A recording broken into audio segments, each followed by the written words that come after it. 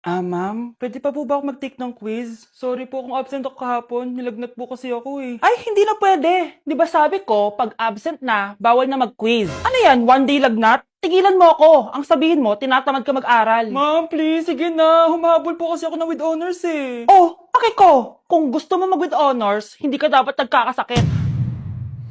Ay, hello ma'am. Good afternoon po. Yes po ma'am. Kayo po yung nanay ni Scarlett, di ba? Ay, opo ma'am. Yung anak ko kasi nilagnat. Kawawa naman. Pwede pa po ba siya mag-take ng quiz? Humahabol kasi siya ng with honors eh. Sayang naman. Ay, ganun po ba ma'am? Kawawa naman po pala si Scarlett. Di bale ma'am, bibigyan ko na lang po siya ng quiz. Nak, sa susunod kasi magsabi ka sa akin ha. Hindi po kasi siya nagsasabi sa akin eh. Nagka-amnesia siguro to. Naku, salamat sa konsiderasyon ma'am ha. Sobrang bait niyo po. Ay, opo ma'am. Mabait po talaga ako. Di ba nak? Opo nay. Mabait po siya.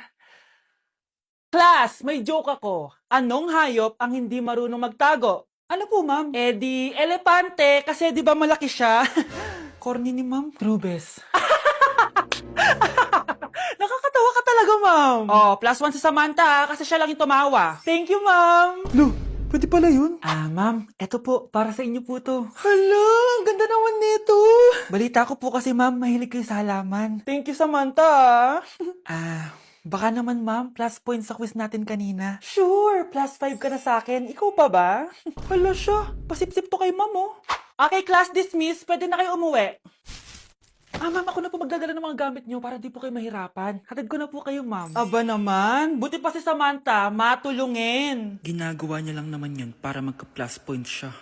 Ay, nakakainis si Samantha, no? Halatang nagpapasip-sip lang siya kay ma'am. True. Kaya siya yung top 1 palagi eh, dahil sa mga binibigay na points si ma'am. Guys, tingnan nyo. Convoy yan ng magulang ni Samantha tsaka ni ma'am.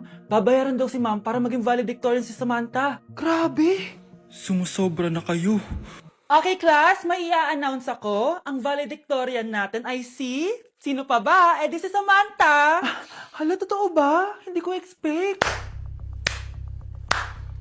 Congrats, Samantha! Ang galing nyo! Ang galing mong bumili ng grades. Ha? Scarlett, sit down! Ay, no! Convo nyo to, diba? Magkano binigay sa'yo, ma'am? 1,000,000?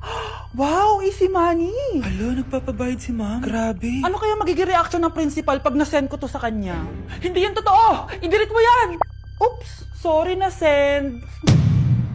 Deserve nyo yan. Lumalaban kami ng patas dito. Kailangan nyo managot.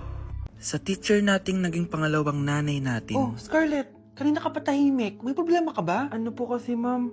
Family problem lang po. Oh, kwento mo sa akin. Makikinig ako. Baka may matulong ako sa'yo. Nak, ang bababa ng mga scores mo sa akin. Nangangalib kang bumagsak. Ma'am, sorry po. Dami ko po kasing inisip na itong mga nakarang araw eh. Sige, pagbibigyan kita ngayon ha. Pero promise mo sa akin na babawi ka next quarter. Talaga, ma'am? Thank you, ma'am. Babawi ako, promise. Sa teacher nating hindi madamot sa grades. Okay, class. Pwede na kayo mag-lunch.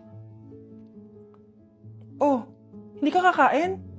Wala po kasi akong baon, ma'am. Oh, eto. Kumain ka na, oh.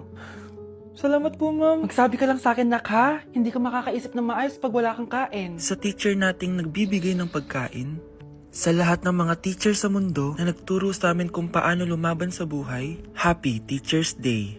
Mga anak ko, I got a new bag! Nay, bumili ka na naman? Ilang araw na tayong walang makain. Tapos inunom pa yan? Nay, nagugutom na ako. Kayong dalawa, wala kayong karapatang magreklamo ha? Anak lang naman kayo ng tatay niyo sa una niyang asawa. Tatawag ko kay tatay. Akin na yung cellphone mo. Hinding-hindi mo na ito makukuha sa akin. Ate, natatakot na ako sa kanya.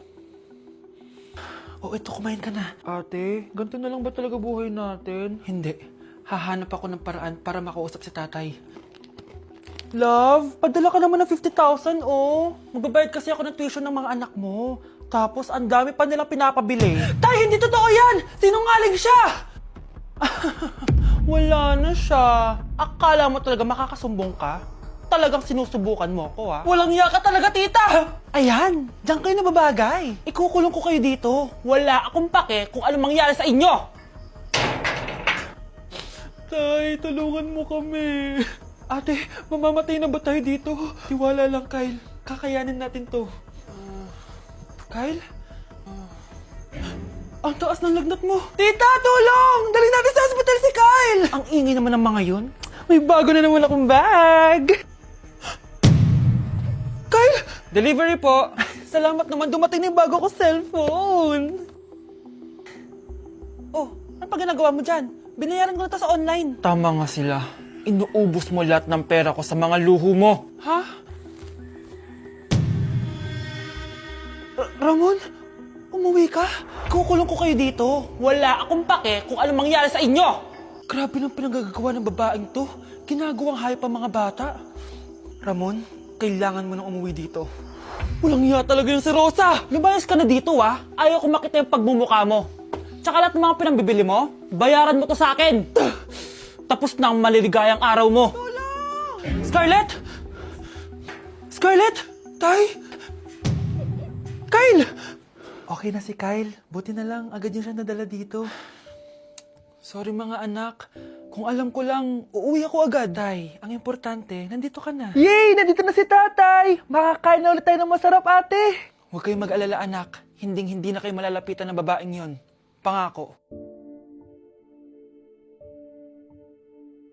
Hala! Nalipat na naman ako ng classroom! Bakit kinder yung nakalagay dito? Saan yun?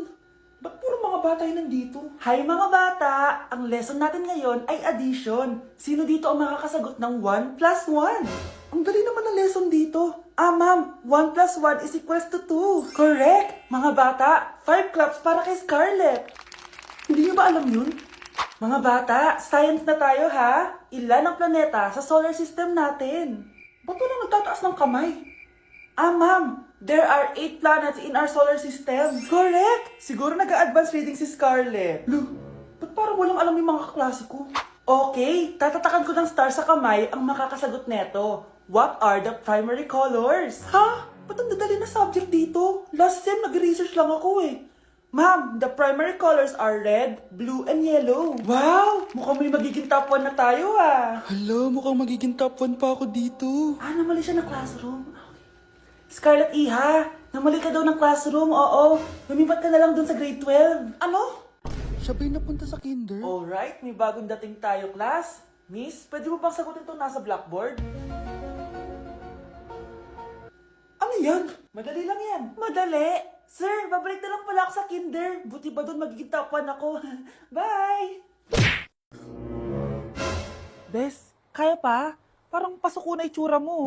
Sobrang dami pala nito, Bes. Grabe, ang fresh mo pa din. Paano yan? Huwag ka maingay, Bes. Eto ang sekreto ko. G2G Perfect Cover Cushion. Perfect talaga to kasi lightweight na and high coverage pa. Oh, tignan nyo naman. May 3 shades to and ang shade ko ay ang custard. Try nating basain yung face ko. Oh, ayan. Ayan. O diba, ang hirap tanggalin. Love na love ko talaga to kasi waterproof, long-lasting, and transfer-proof. Plus, skincare infused din to kaya hulas-proof talaga. For only 345 pesos lang to. Wow, ang affordable naman yan, Bes. Bibili ako niyan. O eto, Bes, sa'yo na to para fresh tayo bukas sa exam. Salamat, Bes. The best ka talaga. Anak, bilan mo ako ng tubig na sa 7-Eleven. Bilis na. 7-Eleven? Sige, Nay. Nay, alis na ako Ba't may dalang maleta yun? Ano naman trip ng babaeng to? Manonood na nga lang ako. Wow, ganito pala itsura ng airport. Ang ganda. Ganito pala feeling sumakay ng airplane. Eto ba yun, yung 7-Eleven?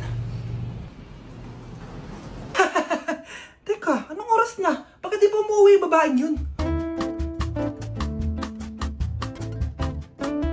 Ayan, ito yung pinapabili ni nanay. Tawagan ko na nga. Ay, hello, Nay. Eto na, nabili ko na pinapabili mo. Asa ka na, ha? 7-Eleven, di ba, Nay? Oo, 7-Eleven. Diyan lang sa may kanto. Ay, akala ko kahit sa 7-Eleven. Ha? Nasa ka ba? Sa Japan. Ha? Japan? Class suspended na raw? Pero bakit nandito pa rin tayo? Yun, suspended! Pero nakakainis, bagsak ako. Dapat kasi kanina pa nag-suspend para di na ako bumagsak. Bakit ngayon pa? Sana sinabi kanina 7 AM. Para di na naligo.